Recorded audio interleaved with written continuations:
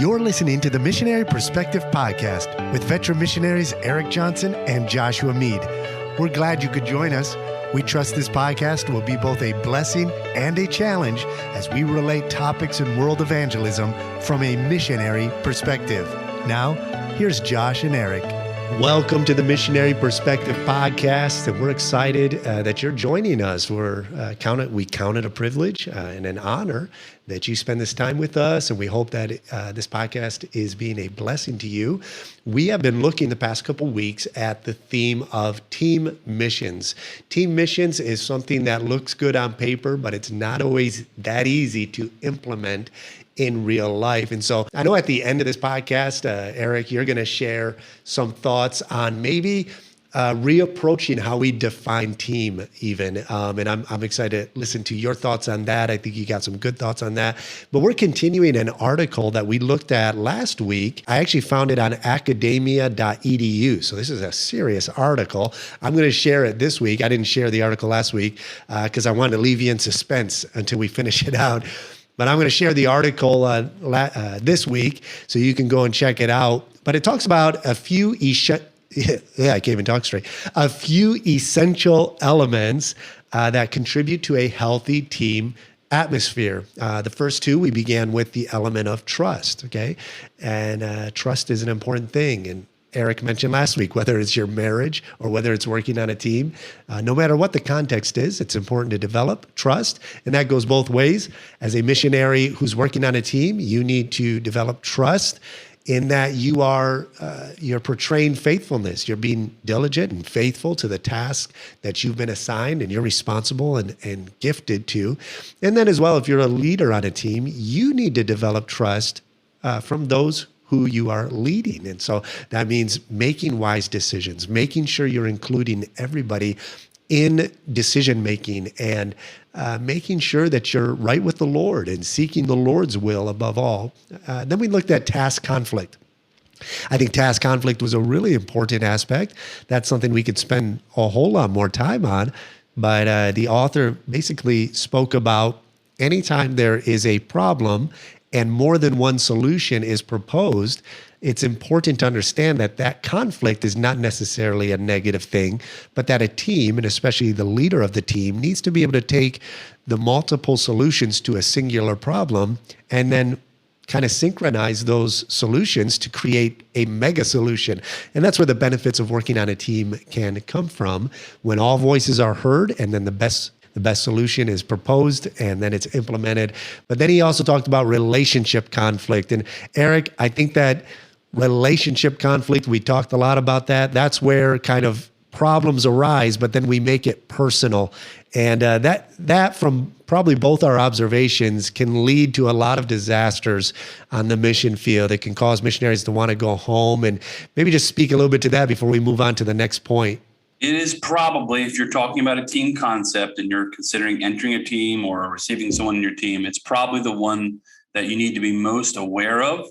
Understand, I think it's really good to take personality tests beforehand, before your marriage, obviously, but even before you receive teammates or go be part of a team, understand the personalities that you're going to be working with, because not all personalities work together well, and some personalities, because they're different, they do work together well. And so understanding that, because conflicts do arise, there's so much pressure, real life pressure that comes from living in a third culture, basically, in the sense of it's not my culture. You're living in a second culture, but you're raising third culture kids. And so there's elements there. And so it is natural, not only in a teammate situation, but in an own marriage, to have conflicts and situations that arise. And so it's not that we were saying, hey, be prepared for a lot of bad stuff, but understand that these pressures will arise, and how you handle them, how you deal with that conflict. It's not a question of if, but when. And so really it's about preparing yourself that when we have personality conflicts, how will we resolve those? And that's vital. I think maybe sometimes people go in it with the rose-colored glasses, thinking there won't be problems. This is my buddy. I like this guy. No, just like in a marriage, there's going to be conflict, and how you deal with that conflict will determine if that will continue in a blessed way. Yeah, there's so much that goes into creating a healthy team atmosphere. And personality plays a role in how you get along with one another. There are things you don't find out about your spouse until after marriage, but that doesn't mean that you just you can ignore those things. You have to learn to work through those and mature. And one of the things that happens on a team, especially when a new missionary joins and you're overseas, there's so much that you're trying to consume. There's so much information coming at you, so many changes that a good team leader on a mission team is going to recognize when there is cognitive overload. This is what the author describes it as. He calls it cognitive overload, when there's just so much information that's being thrown at you that some people just can't process everything at the same time. And a good team leader is able to take all of the information that's coming at them with the team, with problems, with the context of the culture and the stresses that maybe a new team member is coming through. And a good team leader is going to be able to bear the burden of that information overload, so that maybe a younger missionary, a new missionary, isn't overwhelmed. I've seen it happen personally, where a younger missionary family comes in, they just get so overwhelmed. Their senses are so overwhelmed. And if left alone and if they don't have team members coming alongside them, helping them through the process, if you have a team member who's a veteran missionary and he's just looking for somebody to alleviate his work responsibility, and he just throws it on you before you've been able to evaluate and really learn how to deal with all of this information being thrown at you, it can be very stressful. And so a leader needs to learn to recognize when a teammate is going through cognitive overload.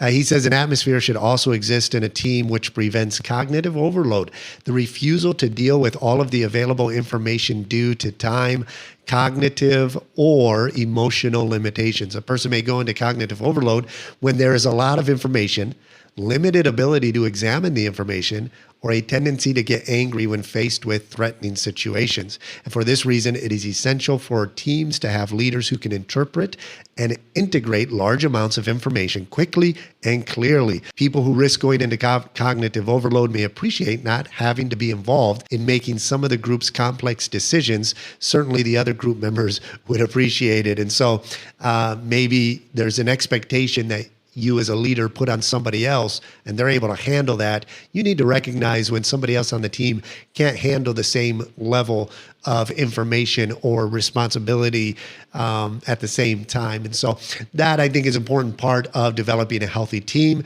and dealing with task conflict, recognizing everybody's emotional limitations, and then not letting it carry, like you said, not letting that carry over into personality conflict.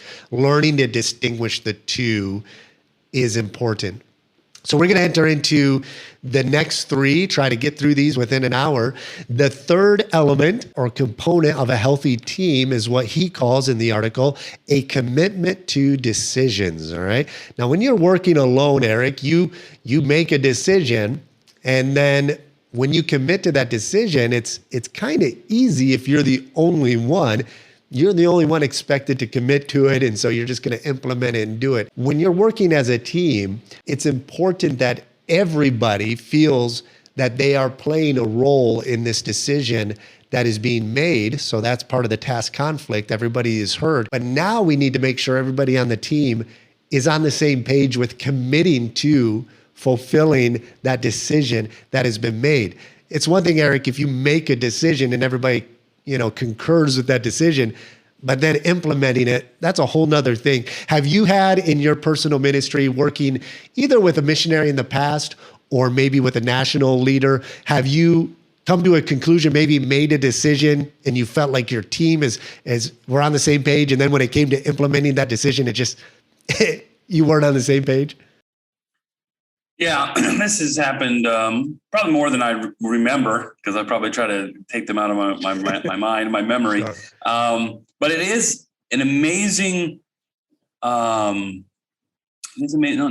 is not the word, but it's so different when you are working by yourself as the lead missionary with maybe just other church members and nationals helping alongside, opposed to in a team setting, because there is an aspect where you are going through all the scenarios, but you're really kind of working through it yourself and maybe with your wife. And if you need to make changes, those around you are they're not always attentive to how maybe things might be changed here or there. But if you're in a group setting, changes are big. Changes can be big to their schedules, can be big to vision, big to people's responsibilities. So I know in my personal life, in our work setting here, that over the years, it's probably the thing that's one of the most difficult to handle as the leader of a team, is to understand that when you make changes, it's not just affecting you, your wife, your kids, maybe your church family, but it's changing another family and their schedule and this other gentleman and how they see the ministry. And so you have to be very careful to criticize someone who doesn't fully embrace something that you have not done a good job of explaining, maybe considering their thoughts in it. In my case, the observations I've seen, not only in our experiences, but around this island, I think most people want to work together well. They want to have harmony and peace. They generally, most missionaries I know, have the basic same goals: to see people saved, discipled, see churches established. So when there are conflicts, usually it's a communication problem. It's not considering people who really want the best for you. And maybe we don't even receive critiques well. It's not even criticism, maybe just observations. And so personally, I have seen that. I've seen people who maybe didn't get behind something the way I thought, or maybe I didn't get behind their idea. As I look back now, I'm thinking of a silly thing, but I'll give you, for instance, a bunch of years ago, one of our teammates wanted to have like coffee and donuts in the morning before church. Mm-hmm. I thought it was a great idea. The problem is, and which is the case in many Latin cultures, the Dominicans are very known to be late. And I had thought of that before. They really had a desire to do it.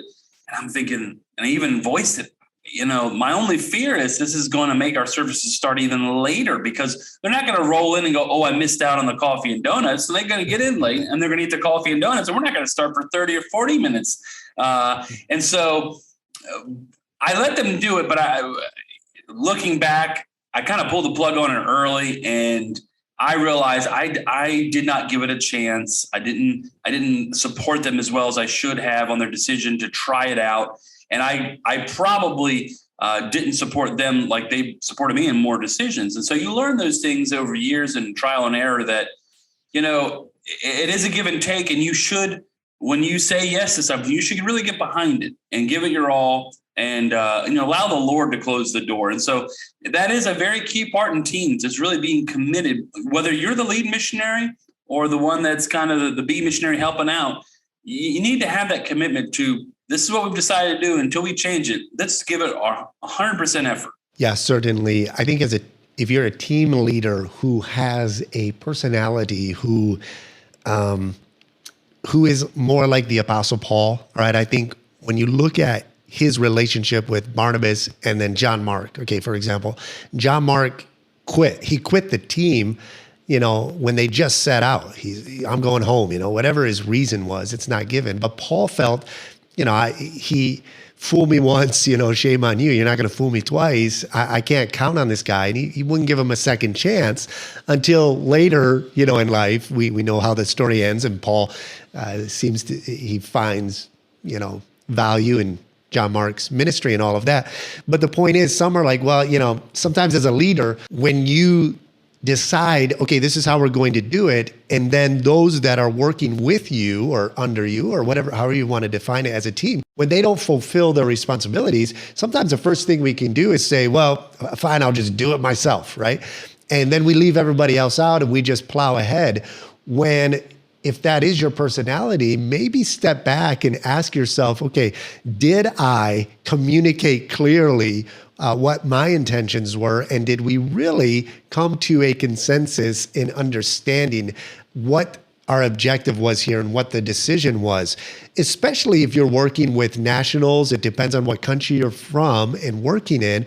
But a lot of cultures, if you are an authority figure, they're just going to agree with you. And especially if you're a foreigner, they don't want to shame you. The last thing they want to do is shame you by disagreeing with a decision. It may be an absolutely terrible idea. It could put yourself in an embarrassing situation, but they don't want to shame you by pointing out that, hey, you're wrong on this. And so they may agree to it and assent to it, but then when it actually comes to implementing it, you're out there on your own and they're nowhere to be found. So instead of blaming others for, well, they're just not getting behind me, you need to take a step back and say, okay, is there something that I miscommunicated as a leader as we're making these commitment to a decision?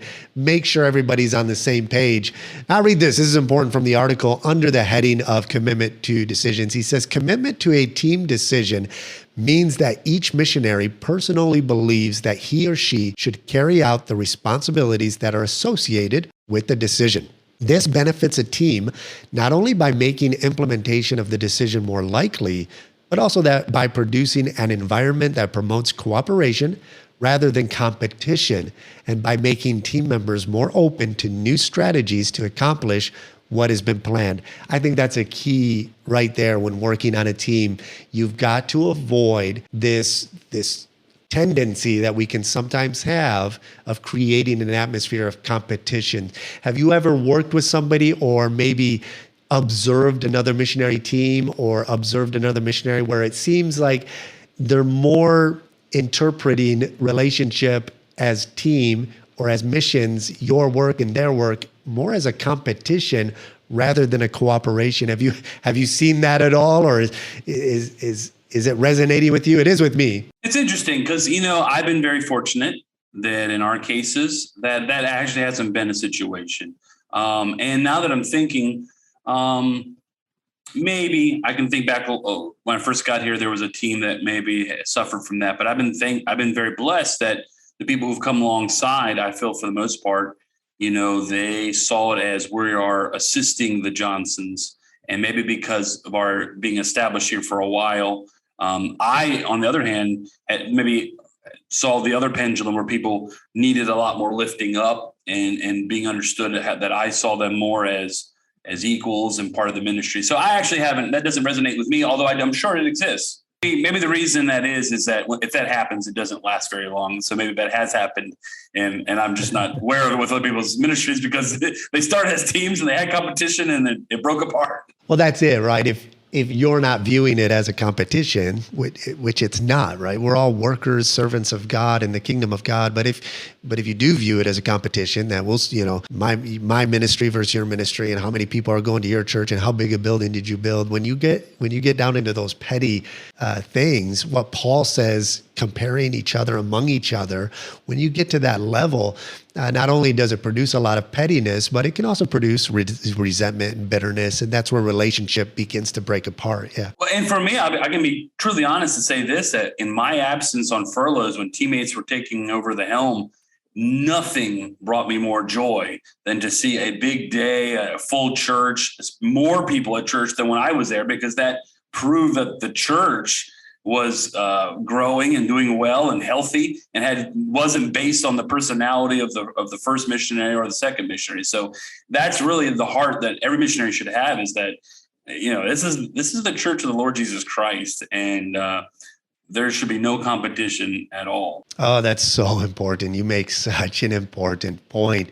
That is the job of the missionary. And you're not building a church on your personality. You're not building a work on your own method and your own abilities. You want a mature church, a mature body of believers that are built up on Jesus Christ. And whether you're there or whether you're absent, it continues to move forward. And I think when we begin to define our success by what we've accomplished and we compare ourselves with others, it doesn't turn out well in the end. And I've seen it firsthand with just that type of attitude of competing and looking at other people's work, and just it can either be discouraging or it can give you a false sense of success. You look at one person and say, "Oh man, I've done way more than he's done," or you look at another person and say, "Oh man, they're doing so much more than me, and man, I'm just, I'm no good." And so it's not a good place to be. It's the Lord's work, and you're putting your trust in the Lord. But again, when it comes to working on a team, that's it. You need to find that unity. And the way you find that unity is learning how the diversity of personalities and giftings on a team can all plug in together to create an effective team, an effective group of believers that can do the work of evangelism more effectively than even just one missionary by himself. And so, commitment to a decision is important. One of the things he says in the article, he says there are two primary predictors of commitment to decision. He said the first is the quality of the decisions. Okay, so if you're a team leader, not only do you need to consider all of the options on the table and then seek the Lord's will to implement the wisest, you need to be able to understand, not just be selfish and stubborn and say, well, this is just the way it's worked before, this is the way we've always done it. But you need to implement wise strategies, take into consideration, everything, and then implement that. But then he says, not only is quality of the decision important, he said that's actually a weaker sign of a healthy commitment to decision. He said and they did a study and they took polls, and what actually creates an even more healthy atmosphere of commitment to decision, he said a far better predictor of commitment to decisions is the degree to which team members believe they have had a voice in the decision-making process. So again, that's where it comes. We go back to, if you're on a team, everybody's voice needs to be heard. Everybody's concern needs to be heard. And the team leader needs to be able to take those decisions. And then if it applies to one team member, don't just force something you think is best for them, but learn to make decisions and implement them using their giftings and ability, but make sure you hear everybody's voice and everybody has an input on it. And once that takes place, everybody will be more apt to commit to fulfilling that decision. And so, right now on our team, Pastor Malik and I, we don't have a mission team right now. It's just ourselves, like your situation. But even when I'm going to make a big decision about a new ministry we want to implement, I'll get in touch with other missionaries that are in our area or that have done similar things. There's a missionary in Ivory Coast that I'll contact if they've already implemented something. I'll try to get somebody else's input. So if you're by yourself working alone, you can make any decision you want and commit to it. Doesn't mean it's the wisest decision. So learn to go out and seek wise input as if there were other people on your team. Seek out veteran missionaries, try to get as much input as you can, and then come to a conclusion and implement that decision. The second or third, what are we on? Our fourth, there's two more left. He says another factor of a healthy missionary team is accountability. I like how he defines it. He says accountability may be defined as the expectation that one may be called on to justify one's beliefs, feelings, and actions to others. Generally, when you hear the term accountability, what do you define that as for yourself? What do you hear? Well, it's funny you say that because I think you were mentioning this recently and maybe in an encounter you've had with other missionaries over the years and how just the natural flow. I think you were playing tennis with a missionary. This gentleman was really good at drawing things out and, asking things maybe not seemingly intrusive, even though they were, but more in a relaxed setting. I think that's a good idea of accountability, is the idea of being very honest with everyone, being honest with those, especially who either are peers or those who might even have authority in your life. We are to be accountable to so many different people when we're on the mission field. First of all, the Lord Jesus Christ, our home church, the supporting churches, our family. And then, in some cases, we've allowed other people to be in our lives, missionaries who work as a team with us, or sometimes just fellow missionaries who have close proximity. Recently had a great lunch about a week and a half ago with my dear friend, Lonnie Hammonds. We've had him as a guest.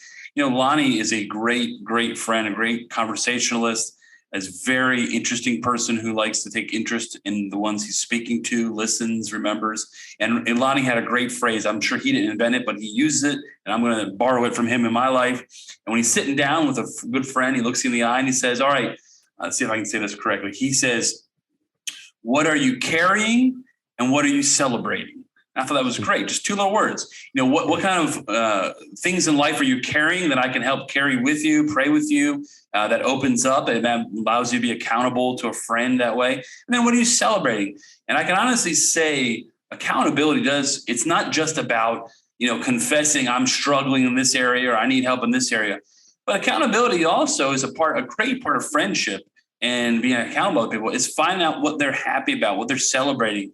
I have seen missionaries in the mission field. I know personally when we were greatly blessed at a certain season of our life, when we were building our first church building, and I'll just say sooner than a lot of missionaries, the Lord just blessed our circumstances, and there's nothing more to say other than it was the Lord's good blessing, good favor.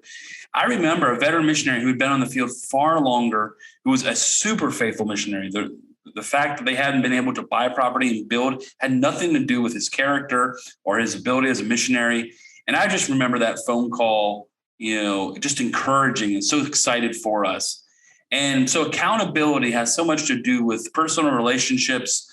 Sometimes it's, like I said, peer-to-peer, and sometimes it's authority. But accountability, I think, is really rooted in honesty to those who want the best in your life.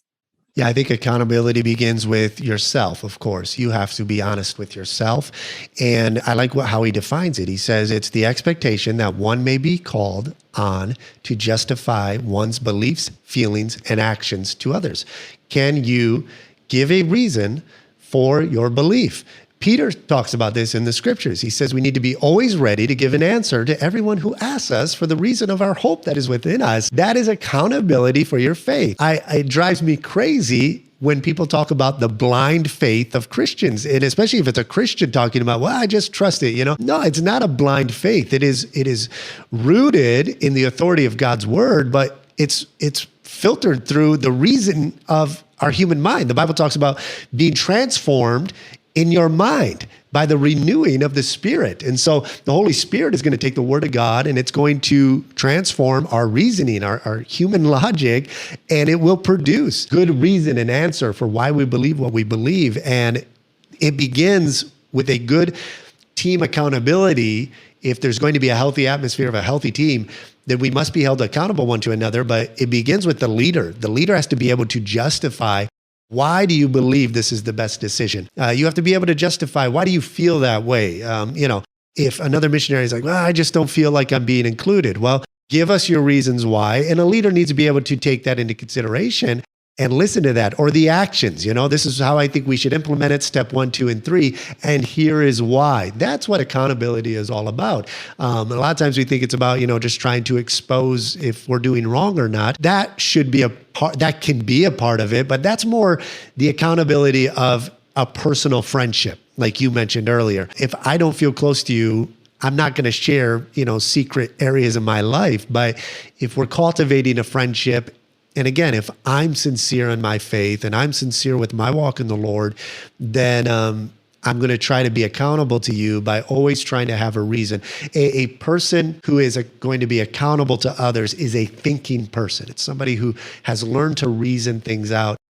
This carries over to a lot of different aspects. I would say for missionary, if you're going to learn the worldview or the mindset of the culture and religion of the people group you're called to reach, then you need to learn to try to reason the way that they have reasoned their own faith and their own practices. One of the exercises that I like to implement in my own personal life is if I'm having a discussion with somebody who is of a different faith or a different belief system or worldview, whether it's a Muslim, whether it's Roman Catholic, or whether it's an atheist, when I'm having discussions and they bring up opposition or questions, or they bring up, things that they view as being wrong, I try to do this mental exercise where I say to myself, okay, what if I'm wrong and they're right?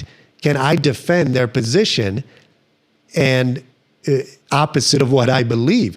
And that way I can try to break down, instead of just defending it from my own point of view, I can try to approach it from their point of view. And because I know that I hold to truth, the truth of the gospel, I'm going to come around eventually to the understanding of who God is, but I've approached it from their direction.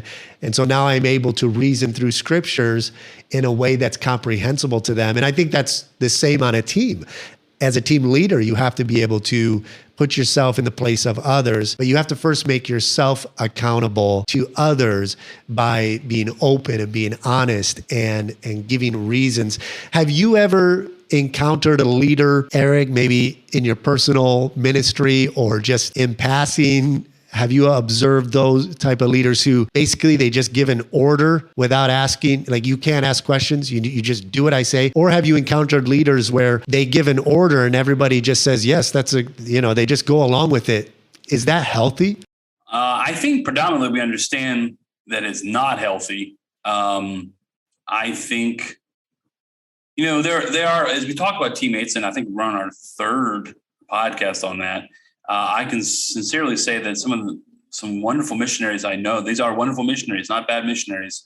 I know for a fact because that is more of their mindset, more of how they were trained. I think a lot of it has to do with your training. There's definitely within our circles and the independent Baptist circles that came out of post-World War II, there is a generation that is very commonplace. And they would have their principles to even explain why they believe if it's the man of God that says it, you don't question it. And we're not even talking about questioning here. We're talking about working together as a team. But because that was a mindset, and that's where they learned the pattern from a pastor that's say in North America, they've translated that to another culture.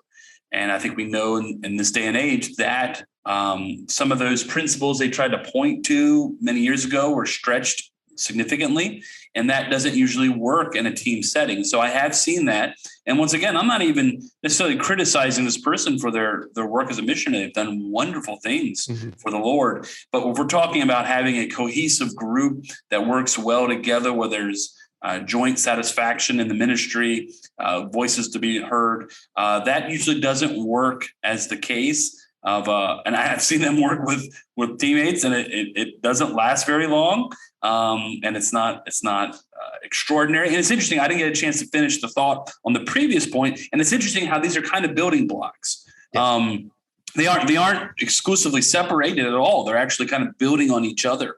And as you were talking about how a good team won't only seek the thoughts and opinions of those a part of the team, but even reaching without and asking for other missionaries to maybe come alongside. And, one of the things I think I really did try, I don't like to make the decision by myself. I do feel like when you have a consensus and the proverb is so true that there is wisdom in the multitude of counselors.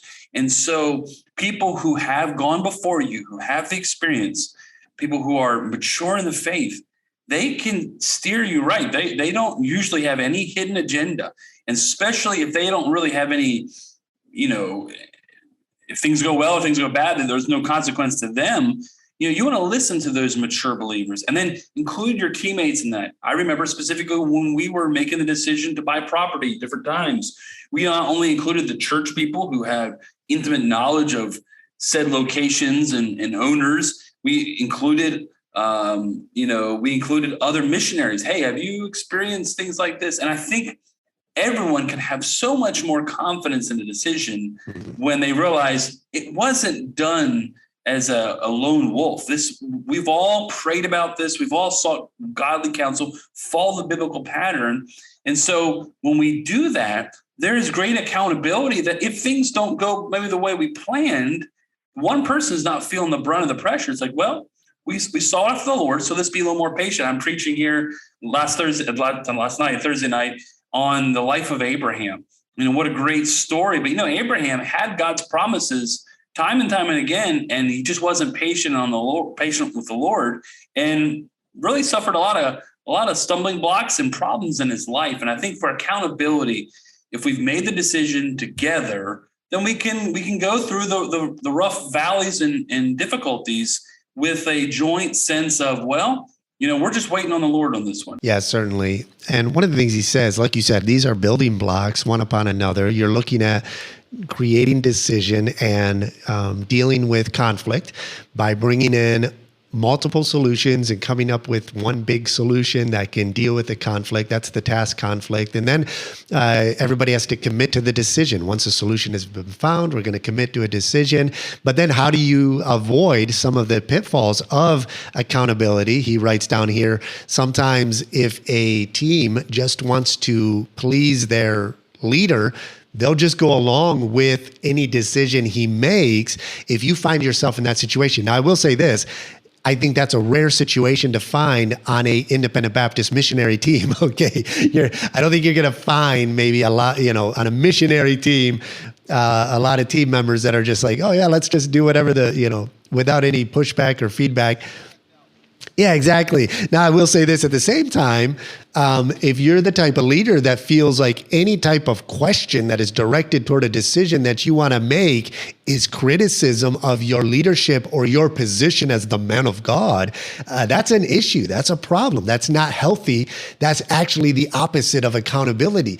And so one of the things he says is to create this atmosphere of accountability. If you're the team leader, if you want to avoid just having yes men all around you, just going along with anything you say, or if you want to cultivate a healthy atmosphere where everybody feels like their input is being given. And I'll add on top of this, when you make a decision, if that decision is going to be comprehended by the team so they can implement that decision, and you have to have questions. You have to have people reasoning out your decision so that they themselves comprehend why you're coming to that decision. So he gives an example in this article. He said, if team leaders ask each team member to present a specific idea for starting a new ministry, it would be wise to have each missionary say, all right, give me 5 reasons why you would be for starting this ministry and 5 reasons against starting this ministry, so that you can create some deep thinking and examination of the issues which would be more likely to occur. He says this process is called preemptive self-criticism. All right. If you as the leader say, here's the problem and here's my solution, what do you guys think? Well, you've already told them what you expect, okay? So the wise leader is going to say, here's the problem, throw me some ideas. You may already know what you want to do, but you got to start with including everybody else, let them give their thought process through. And then as you understand their reasoning process of how they would approach this problem, now you can say, oh, wait a second, I didn't see it from that angle. You can now criticize your own decision so that you're not making a decision that is vulnerable to weakness because you've made it on your own. And then it creates frustration in the team because they see that weakness in your decision that you didn't approach it that direction. It makes total sense, but it can be hard to implement. And one thing too about self-criticism, if the other person has already thought of some negative possibilities, I'm sure you're like this, Josh. If I were to say to you, Josh, why don't you do this thing you've never done before? Well, you probably have already thought about it and you've got 7 good reasons why not. And so sometimes, even though we're so quote unquote wise, we've thought it through, we can really crush somebody really quickly as the leader. And if you get crushed a few times, you're going to stop having fresh ideas. And so as a leader, you want to be real careful.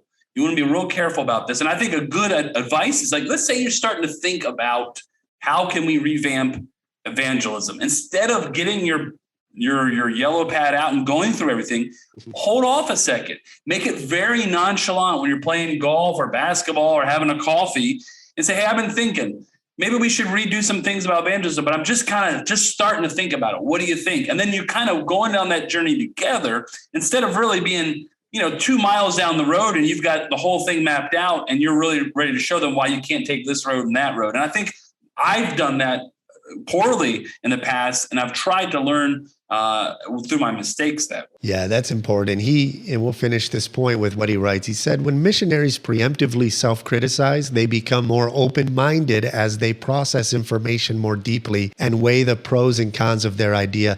This in turn leads to a more effective missionary team. And so take that into consideration as you are working in a team. Don't be afraid if you are not a team leader, you're on a missionary team, don't be afraid to put your input and say, hey, this is really how I think things should be implemented. And if you're a team leader, make sure, you're approaching it by letting everybody else give their insight and input, especially if they're veteran missionaries, especially if they've been on the mission field and have had experience and have viewed things. Their input is going to help you make better decisions as a team leader. So don't just come in guns blazing and then say, okay, what are your ideas, right? So that's important. Now, he finishes off with this aspect called group goals. He said the 5th and final element of effective teams is group goals. The utility of group goals is important and most widely supported finding concerning group effectiveness in organizational sciences. Okay, so they did actual empirical studies. He said there were 4 empirical findings which are especially applicable to mission work. So he said, the first concerns specific versus general goals. So missionaries and teams which set specific goals, i.e. each team member will, for example, each one telephones 10 people this week, or you're going to visit 2 houses, or you're going to follow up, or whatever the case may be, you have a specific goal. These teams will perform better than missionaries and teams which set vague general goals. This carries over to your church as well. If you're a pastor and say, hey, we need to just get out there and evangelize, you're going to get a lot more done as a church if you say, hey, this week we're setting a goal. Each member, invite 10 people, get 10 people out, to church, and try to at least out of those 10, bring 1 person to church, or whatever the goal. When you set specific goals, you're more apt to see something produced out of that rather than just making vague statements. Would you agree? Absolutely. And I can also shine the spotlight on myself and say, this is a great weakness. It is so true. What's the old phrase? He that, has no goal hits it every time. Basically, the idea is that. And so, setting goals is not easy because a lot of times we don't hit our goals, and sometimes we don't like to feel like we've failed. But it is so important for success to always have a goal to set, personal or spiritually. Exactly. The second aspect, or the second finding, is the difficulty of goals. He says among missionaries with the same ability, those in teams that set difficult goals will accomplish more than those in teams which set easy to achieve goals. If missionaries are in a team that sets a goal of meeting 5 new people each week, the missionaries will probably meet more people than if their team had set a goal of just meeting 2 new people each week. And so, again, these are not like a standard of this is the way the Bible says you're supposed to do it. The generality is, you're supposed to evangelize. Now, how are you going to implement that? And so when you set more difficult goals, you may not reach those goals every time. And as a team leader, it's not your job to chastise those who don't meet the goals. But if you set a higher standard of a goal, a more difficult goal, you're going to get more done overall than if you lower the standard and say, we're just going to do this and try to get this done. And like you said, if you don't set any goal, you'll hit that mark every time. But if you set a low standard, a low goal, then those are easy. You'll hit those every time too. You just aren't fulfilling the potential of what you could be doing. The third finding concerns praise and encouragement to accomplish one's goal. What type of a personality would you say you are, Erik? If you set out to accomplish something on a team setting and then you don't get any recognition or praise from it, let's just speak from a human aspect, all right, your natural human instinct, is it discouraging to not be recognized for playing your role and fulfilling your role on a team effort? Well, I think it's going to sound like false modesty, but honestly, I think over the years, maybe it has to do with the culture we're in. My wife and I are both very uncomfortable with a lot of praise. And I think I honestly don't know what the stem and the root of that is. But we also understand, I think maybe because we received a lot of praise. I was an oldest child. She, whatever for a reason, had a lot of, people praise her. And I think we also saw over the years that a lot of that wasn't maybe real all the time. And we'd rather see people just, I don't know, do what they're supposed to do, and instead of praising for things. And so, but we also realized our personality isn't the same as others. And as we had teammates over the years, we didn't seek out praise, but we realized how many times being the secondary missionary needed praise. And because we sometimes had to force ourselves to say things we thought were already kind of implicit and already understood. And, if you're not one that necessarily seeks after praise, sometimes you won't always give it. And that's something I had to learn from some really good examples of other missionaries who were really good at praising others. And to this day, it's still something I'm working on, is to be someone who praises, because I don't think it's something I seek after. But that sounds very false modest. No, it makes sense what you're saying, right? I would say I feel the same way. I mean, with sincerity, it doesn't matter if I'm recognized for a job. I know in my heart it doesn't matter to me. But that being said, when you're the one who's always out front, when you're the one who is maybe the face of a ministry, or you're the one who's always in the pulpit, you're the one who's always being recognized by default, then when you're on a team where you're partnering with somebody who's always up front, it's not to say that your motive for fulfilling your responsibility is to be praised, but you look at that person saying, man, they're always recognized. And it can be an unconscious thing that does play on your mind. If you're always receiving the praise and you're doing such a great job, we appreciate it, because by default, you're the guy who's up front, then the guy who is, like you said, maybe on the, a partner in a team maybe in a second role, they don't get that automatically. They're doing everything behind the scenes. And it can be discouraging if you, as the leader you are the face of the ministry, you're not recognizing those who are allowing you to be and fulfill what God has called you as the leader to be.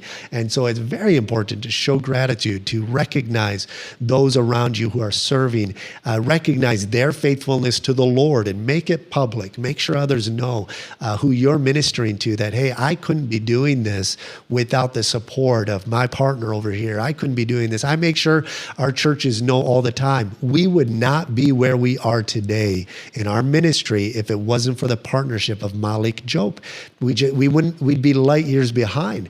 And so even though we are the face of the ministry here in Senegal to our churches in the States, he is the one who has partnered with us. We wouldn't be where we are without him. And so make sure, if you're a leader and you have that same sentiment as Erik and I, that, it doesn't matter because I've died to all that. That may be so, but recognize that those who are working with you, even though they may be dead to the criticism and dead to self and all of that, they still need that aspect of that human recognition and gratitude, so that there's a sense of, hey, I'm a part of something bigger than myself, and I'm fulfilling God's calling in my life, even though I don't get the recognition all the time that, the team leader does. Let's finish it off with the final aspect, this last point of group goals. He says the fourth finding relating to team goals and team performance concerns cognitive effort. When a team fixes goals and discusses them, missionaries think more about how to accomplish the goals and come up with better ideas than if the team hadn't set goals. So the increased thinking about goals lead to additional motivation to stick with them,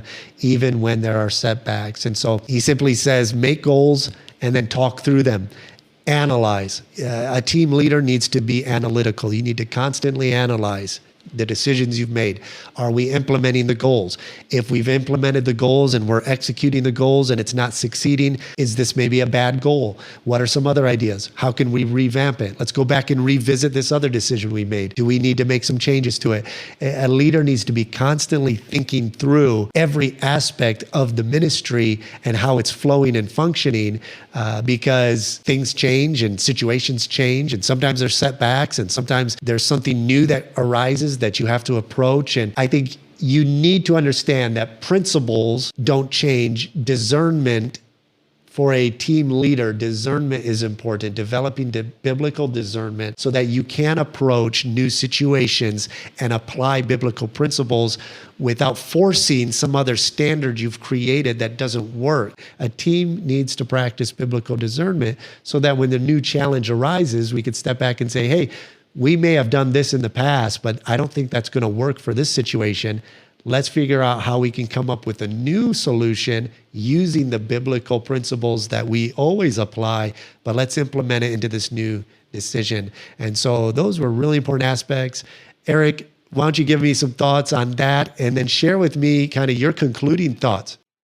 So one of the things that was coming to mind when you were talking about that last part about the group goals and group decisions, and really, there's lots of the word in Spanish is épocas, or like steps of life while you're a missionary. And there's a step of life sometimes when you're just kind of holding on, like, I know I need to do this, and this, and life is just topsy-turvy, and I need to preach every week, I need to evangelize, I need to disciple.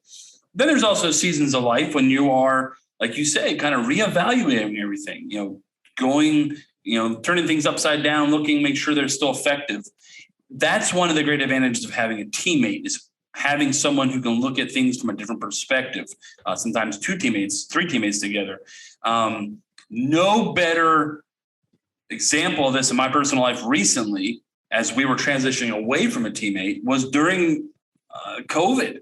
And I know Josh maybe not had the same adjustments, but we had many adjustments. And those who are listening who may be in foreign countries may still be suffering and going through many different measures that have been placed upon them that make normal ministry pre-2020 very different. In fact, we've had to, for the last 2 years, pretty much every single activity and church service and thing we do in a ministry setting had to go through a filter of how does this work with COVID? How does this work with our government restrictions? And so one of the things I've learned over the time is that, in many ways, our world has now changed, and how people in their mental state in our culture now still, maybe it'll get back to pre-2020 and one day we'll look back but now we still have to do ministry differently, even though the restrictions have been lifted.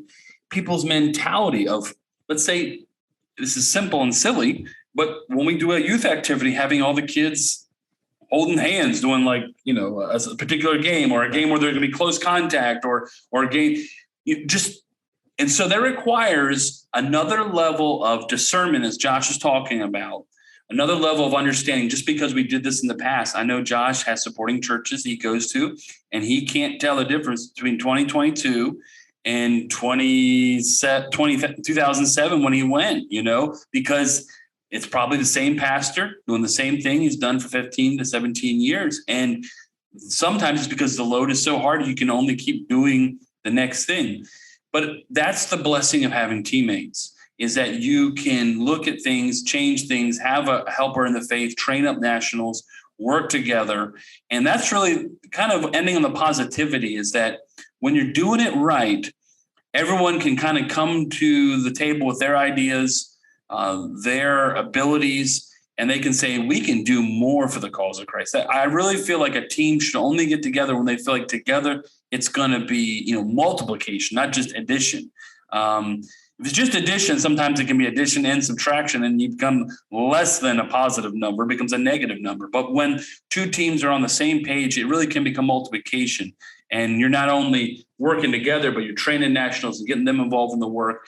And as we transition here to the end, this is why I really feel like this is not something so super spiritual. One of the things we haven't actually talked a lot about in these 3 podcasts, which is really the goal of New Testament missions that Josh and I see from the Bible, and most people, is that you're trying to train up nationals to take over the work. And so in kind, all of this, as far as teammates should be, brothers and sisters, should be temporary in our mindset. And I think if our expectation is this is not forever, it's not to say you're not committed to the decision, but the idea that we're going to be working in the same church with the same family for 10 or 15 years, if you're doing that, there may be specific cases where that's what the Lord wants, but you probably don't have the right goals in mind, because you should be trying to turn this church over to nationals to lead. And so if we understand that this idea of teammates, we're talking for segmented times, learning how to work together. And if we're talking times that aren't really long in period of years upon years, then everyone should be able to get together, use their abilities, and then go on to the next place. That article is basically, that concludes the article. I think it was a great article. I'm going to share it in the show notes below. But last week when we were prepping for this week's show and talking about it, you brought up some great points about maybe if you're working by yourself somewhere, reapproaching how you even define or your expectation of team, and how you would talk about collaboration maybe with other missionaries. Why don't you speak to that a little bit before we close out? Yeah, I think it's funny because the notes I had to do more with being on a good teammate when you're actually on a team. And I'll just run through those real quickly. Being a good teammate really requires good communication. Like you in your marriage, you have to have good communication. Josh talked about this a lot, I think, in the last episode, being humble, understanding that, if you're the lead missionary, as Josh said, I think it was the last episode, it just means you're the lead servant. We're all servants of the Lord. That is so much important than anything, is being humble to just do whatever the Lord puts in front of us, to be flexible, understanding that things arise in life. Those who are missionaries understand flexibility is one of the keys to living a blessed life on the mission field. And then be ready for transition, understand that everything is in transition. Everything is in the moment of of flux, and some can be weeks, can be months, can be years, but everything is in some sort of transition. And then if you really want to be a good teammate, one of the things I've learned over the years, the best teammates are sometimes usually the ones who are the best friends. Be a good friend. Now, going back to what Josh was just speaking of, Josh and I offline were talking about teammates, and not to be discouraging, but very seldom are teams together for long periods of time. Very often they don't work out from all the reasons we spoke about in the last 3 podcasts. But one thing we would say is maybe one way of team missions can be considered is not necessarily everyone working under the same umbrella of one ministry, but working together in close proximity to help each other out. We have been blessed not only to send out our church planners who we help out, and they take over for me when I'm gone and vice versa when they have to go out of town, but also other North American missionaries who are within 20, 30, 40 minutes away, really collaborating, going to each other's revivals and Bible conferences, getting together for camps with the youth, having youth rallies together, having family conferences together, and really saying, okay, they're not under my umbrella in our ministry, but boy, we are going to support them as much as we possibly can as a congregation. Your congregation picks up on this as well. They get very excited going out of town to encourage the brothers and sisters at this other church. And I really think sometimes we look at as team missions has to be everyone in the same church, when sometimes we can hit the same city or the same province together and really build a camaraderie and understand that, they may do their evangelism XYZ. We do it. We're all doing evangelism. They may do their discipleship this way, and we use this book. But we're all doing discipleship. There's so few things that we're going to disagree on, but we can agree on so many. And I really feel like being a good team member may not necessarily mean you're under the same Baptist church or Bible church or whatever, who's listening today, but really that you're really behind that person, and you're going to help them succeed with your energy and your prayers and really your companionship. Those are such important principles to implement when you're working on a team, implement in your own marriage, implement in your church life as a pastor. It's healthy overall. God created us, for community. Read the book of 1 John and the importance of fellowship one with another in the truth, and fellowship which is rooted in Jesus Christ. Well, I hope that what we've shared these past couple of weeks have been a blessing. I know it's been a blessing just kind of going over this again. We are hosting this summer 3 young people from Bible college. Our prayer and desire is that God will send us more teammates, more laborers, those who have a heart calling to reach those who are unreached with the gospel of Jesus Christ. We want to reach Senegal for Jesus Christ. We want to see the Gambia reached for Jesus Christ. West Africa, North Africa. This part of the world needs laborers. And when we work together to accomplish that task of world evangelism, there's no stopping what can be done for the glory of Jesus Christ when we implement some of these principles, which are biblical in its foundation, in order to fulfill God's calling in our life. So, Erik, we appreciate this team of podcasting and working together. And I'm looking forward to coming and visiting Dominican Republic in the future with my family. And if I spoke Spanish, maybe we could partner and do more as a team. But hey, right now we're just going to partner in what we do know, English, and do this podcast. But I appreciate your partnership in this. And why don't you go ahead and close us out with any final thoughts? I want to reiterate on behalf of the Dominican Republic as well that we are praying for more laborers. It's unfortunate that during COVID, we actually saw an influx of missionaries who had to leave the island for various reasons. And so we not only pray for national laborers, and that's what we strive for, but, those who might come alongside and help be part of training. It's a great, wide open mission field. Many cities still unreached. Many large cities have very little presence. And so missionary, after you consider the Gambia and you consider Senegal, understand that today we are getting our first McDonald's. And so if you're kind of a wimpy missionary like me, you might consider, stamping out on faith a little bit and coming to the Dominican Republic. But hey, teammates are great. Working together, it's biblical. And we pray that these podcasts have been a blessing. So this is Erik Johnson from the Dominican Republic. Josh Mead from Senegal, West Africa. Be sure to leave a review, comment, like, share these posts with your friends, especially with somebody you might think this would benefit. Thank you for watching. Thank you for listening wherever you're at. God bless.